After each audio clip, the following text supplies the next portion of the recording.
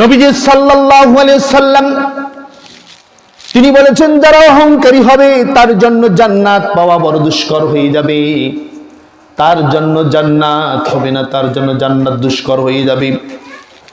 একজন সাহাবী দাঁড়িয়ে বললেন, ইয়া রাসূলুল্লাহ সাল্লাল্লাহু আলাইহি ওয়াসাল্লাম, ইন্নার রাজুল ইউহিব্বু আইয়াকু সাওবাহু হাসানা ওয়া না'লাহু হাসানা। হুজুর সাল্লাল্লাহু আলাইহি সাল্লামকে সাহাবা প্রশ্ন করলেন, ইয়া রাসূলুল্লাহ, কেউ যদি পছন্দ করে তার গায়ের জামাটা সুন্দর হোক, তার পায়ের জুতা জোড়া সুন্দর হোক, তার গায়ের জামাটা সুন্দর হোক, তার ওড়নাটা সুন্দর হোক, তার মাথার টুপিটা সুন্দর হোক, গায়ের লেবাসটা সুন্দর হোক, এটা কি অহংকারের পর্যায়ে পড়বে? নবীজিকে সাহাবা এই প্রশ্নটা করলেন। নবীজি বললেন, না না, ইন্নাল্লাহা জামিল ইউহিব্বুল জামাল।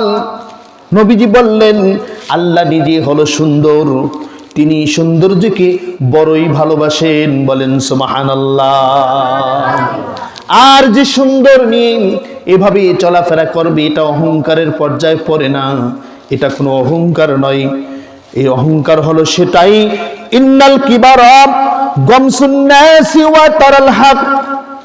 অহংকার হলো মানুষকে ছোট মনে করা, মানুষকে হেয় প্রতিপন্ন করা, মানুষকে সব সময় ছোট মনে করে দেখাও, এটাই হলো অহংকার।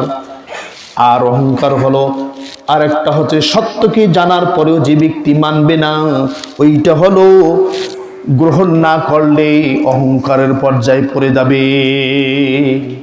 সত্যকে না মানার কারণে সে অহংকারীর খাতায় নামটা লেখাইল, এটা হলো অহংকার।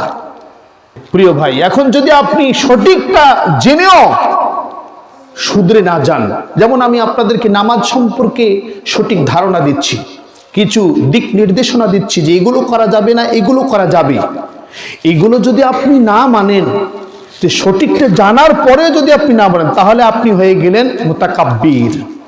আপনি কি হয়ে গেলেন? মুতাকাব্বির। আপনি একজন হয়ে গেলেন মুতাকাব্বির, অর্থাৎ অহংকারী আপনি হয়ে গেলেন। কারণ রাসূলের হাদিস আপনি মানলেন না, সত্যটা জানার পরেও আপনি সেটাকে কি করলেন? পালন করলেন না, তাহলে আপনি মুতাকাব্বির হয়ে গেলেন, অহংকারী আপনি হয়ে গেলেন।